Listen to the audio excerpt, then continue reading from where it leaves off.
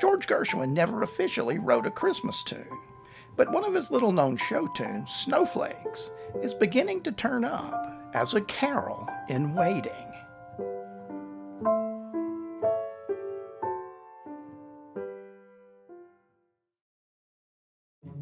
Funding for the story of carols provided by Jim and Betty Holthauser in honor of their parents Alfred and Betty Marie Pence and Normand and Patricia Holthauser.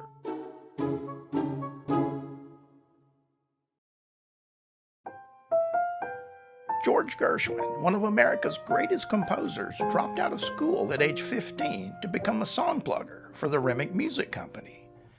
He composed his first Broadway score when he was only 19. A year later, he wrote Swanee, his first million seller, with Irving Caesar. He would go on to write Rhapsody in Blue, Concerto in F, and some of the best-loved standards from the Great American Songbook before his untimely death at age 39. But when he was just 22, Gershwin wrote a song called Snowflakes for a revue called The Broadway Brevities. The show, written by George Lemaire, opened at the Winter Garden on Labor Day 1920 and featured some of the best talent of the era. Eddie Cantor was a vaudeville singer-dancer who worked his way up to Broadway, eventually becoming a star in radio, motion pictures, and television. His charity work helped countless institutions. Bert Williams was a legend, widely considered the greatest comedian in the nation. An American born in the Bahamas, Williams, like Eddie Cantor, began his career in vaudeville, eventually appearing in Into Homie, the first Broadway musical written and performed by African Americans.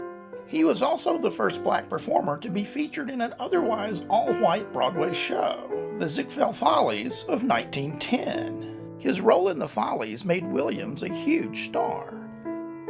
In 1922, Williams collapsed on stage. The audience laughed, thinking it was part of the act. It was the last laugh Williams got. He died a few days later at home in New York. He was 47. Booker T. Washington said of Williams, "He's done more for our race than I have." But it was Edith Haller who would have the privilege of being the first to sing George Gershwin's Snowflakes in the Broadway Brevities of 1920. The song was mostly an oversight at the time, and the show itself was beset with problems. The Tribune's legendary theater critic Haywood Brown pronounced it the worst musical show he ever saw, referring to it as a collection of little old last year's dirty stories. Bad reviews weren't the only issue. In December, the sheriff arrived to repossess the costumes, leaving a bevy of chorus girls with nothing at all to wear, just as they were about to go on stage. And the music didn't go over well either. All of the songs were overlooked by the critics, including one by Irving Berlin and 4 by Gershwin.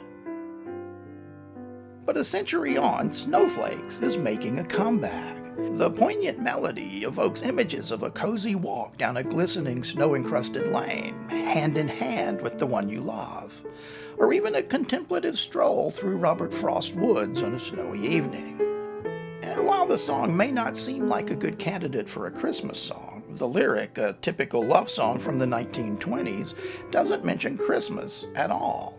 But the same can be said for Let It Snow and I've Got My Love to Keep Me Warm, both traditional holiday favorites.